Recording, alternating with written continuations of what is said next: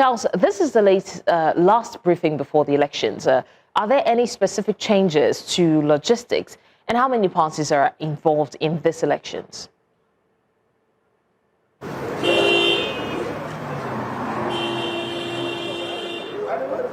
Many thanks, Blessings. We have just 17 parties that are participating in this particular elections that is built for tomorrow. And this stakeholders meeting earlier, as organized by INEC FCT, stated clearly that there have been some deployments. Before then, we've had the FCT administration also actually says that today it is a Friday, it's on the easing of workplace environment. The FCT workers are not expected to be at work today in preparation for this particular elections that is built for tomorrow. And even from tonight, 8 p.m. specifically, there would be a restriction of movement across the FCT up until 6 p.m.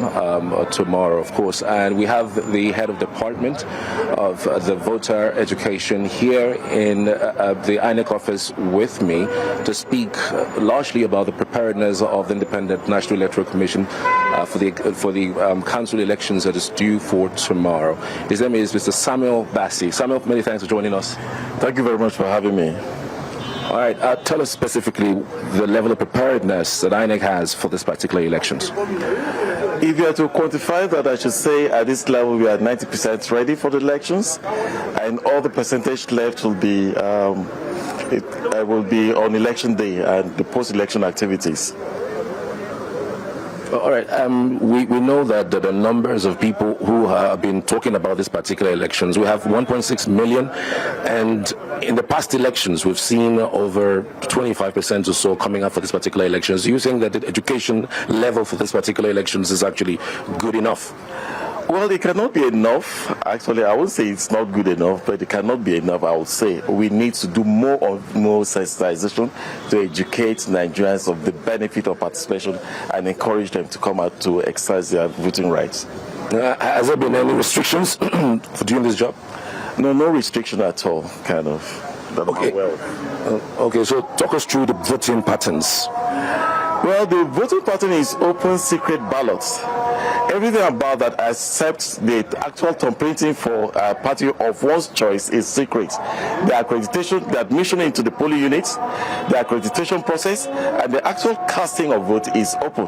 Then at the cubicle, thumbprinting for your preferred party is secret. So it's open secret ballots that the commission is adopting for the elections coming up on Saturday.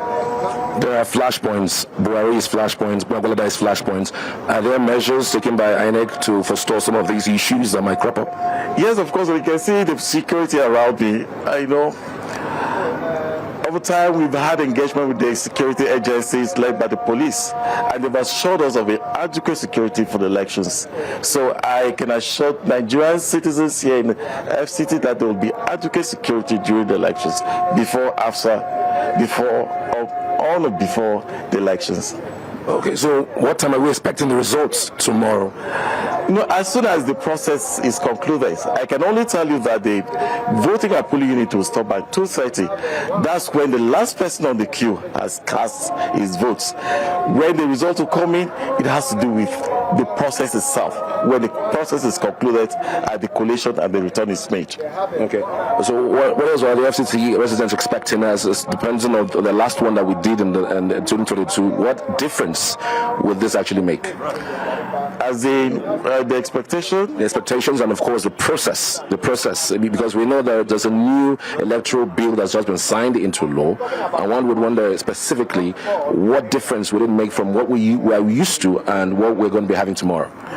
No, in terms of the electoral bill, the electoral law, it has not yet been made law. We are using the extant law for this. The president just signed it into law, so it's law now. So I'm just wondering whether that would take effect from this particular FCT. So that one, the INEC headquarters will respond to that. So whatever subsisting law we have, that's what we're going to use for this election. Okay. Thank you so much. Thank you. We truly appreciate it. Thank you. Okay, blessings. We've just heard from the head of department, voter education, FCT elections, and we are expecting that the elections will go pretty well, as has been speculated. So by tomorrow, of course, you are going to be hearing from us with all of the area councils, 6 of them, the Buhari, the Wagwalada, we have Amak, we have Abaji, all of it we're going to be reporting live on this channel. Blessings. All right, Charles Pius there, live from the INEC office in Abuja, and just like he said, tomorrow we will still be on standby to report live on the elections.